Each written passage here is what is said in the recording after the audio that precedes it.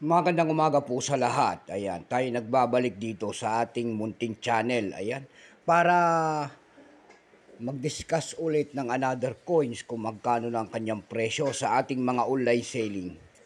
At isa naman tayong kolektor. Magandang umaga po sa lahat ng kolektor. Ayan, mga numismatis po. Ayan, kung sa kayong dako ng mundo po, KFC po sa lahat. God bless.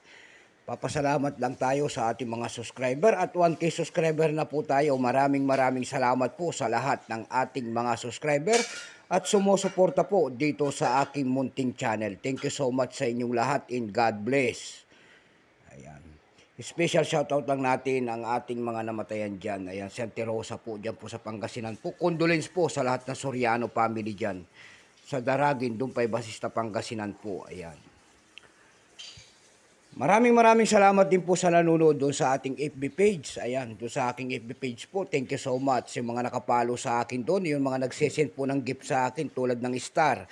Ay maraming salamat sa inyo dyan sa pagsuporta sa aking FB page, Samuel Soriano. Thank you so much and God bless po sa inyong lahat.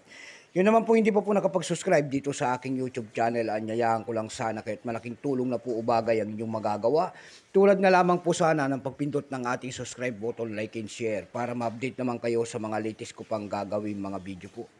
Mayroon na naman tayong pag-uusapang coins at ito po ay pera po ng Portugal. Ayan. 1 euro po, pera po ng Portugal. Ayan. Baka mayroon kayong mga ganito po. Bultuan po ang bilhin natin sa mga ganito mga world coins. Ayan. Isasalang natin kung magkano na ang kanyang presyo sa ating mga online selling. Ayan po. Pero sa atin po, ito po ay mura pa lamang. Ayan. Tumataas kasi ang presyo nito doon sa ating pandaigdigan ng mga online selling kung magkano na talaga ang kanyang mga presyo. Kaya nga may patong po, kaya nga tumataas. Bago tayo magsimula ay kilalanin mo muna natin siya para makita natin ang kanyang presyo. Issue po nito ay Portugal. Period Third Republic 1974 up to date po. Type nito standard circulation coins years 2008 hanggang 2023. Value nito 1 euro. Portugal. Currency euro 2002 up to date po. Composition po nito ay bimetallic copper nickel, glad nickel, center and nickel brass ring. May bigat itong 7.5 grams, may habang 23.25 mm. May kapal po naman itong 2.23 mm. Hugis po bilog. Orientation ito ay middle alignment. Number N-9894. Reference number KM-766.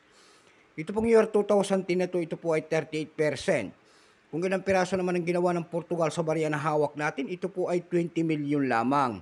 May price na po ito doon sa ating numista.com kung tawagin ang ating mga kolektor. Yung kanyang very fine ay 61 pesos. Extra fine ay 61. Almost circulated ay 61. Ang circulated naman ito ay nagkakahalaga po na 91 pesos na.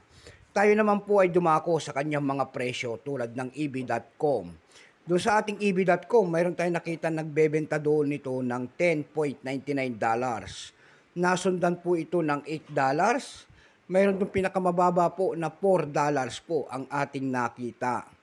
Dako naman tayo sa pangalawang website tulad ng Carousel PH dito sa atin. Sa Carousel PH naman po, mayroon tayong nakita nagbebenta doon ng 200 pesos. Ito, ayan. Mayroon na rin tayong nakita doon na 180 pesos. Ang kanyang presyo. Ayan, baka mayroon kayong mga ganun yan. Bultuan naman po ang ating bili sa mga ganyan mga world coins at hindi pa po kamahalan sa atin yan. Ayan po. Ayan lamang po ang ating may babaging kanyang presyo po. KFC po sa lahat and God bless.